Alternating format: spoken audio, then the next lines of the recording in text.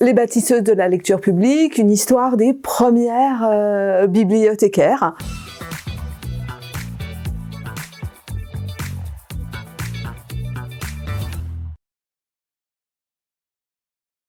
Il s'agit en fait d'ajouter des femmes à l'histoire des bibliothèques et donc de raconter l'arrivée dans le métier des femmes.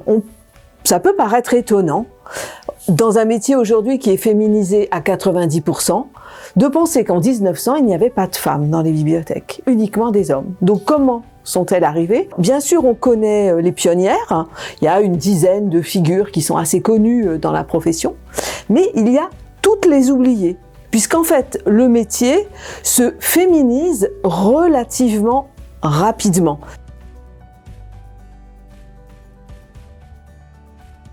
La difficulté de cette recherche, c'est que s'il y avait une quinzaine de femmes très connues, les autres étaient quasiment totalement inconnues. Et je ne disposais même pas de leur nom.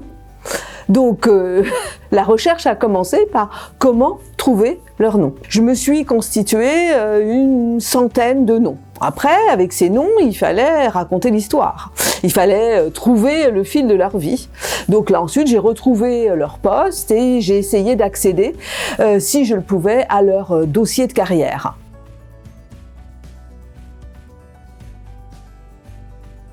Qui est-ce que j'ai croisé qui m'a marqué? Alors Roberte Doléan-Guignard à la Bibliothèque nationale, qui part à 20 ans, 4 ans en Chine, échange avec la Bibliothèque nationale de Pékin, qui devient donc évidemment une spécialiste des collections asiatiques. Dans les bibliothèques spécialisées, Germaine Lebel, qui est administratrice de la Bibliothèque nationale d'Alger et qui après sera une des premières femmes directrices d'études à l'école des pratiques des hautes études. Dans les bibliothèques municipales, Suzanne Dobelman, qui passe à Poitiers, à Toulouse, puis ensuite à Grenoble, une femme opiniâtre et décidée.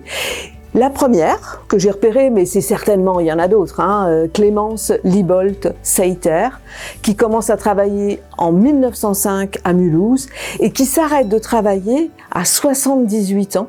Elle a fini sa carrière en gérant le fonds local de la bibliothèque de Mulhouse.